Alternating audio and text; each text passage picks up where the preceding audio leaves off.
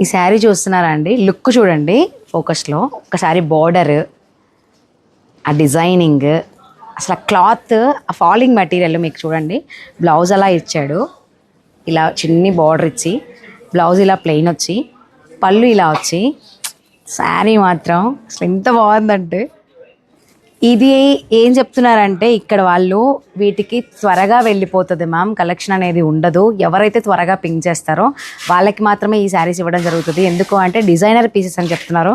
ఎంత బాగుందో లుక్ చూడండి.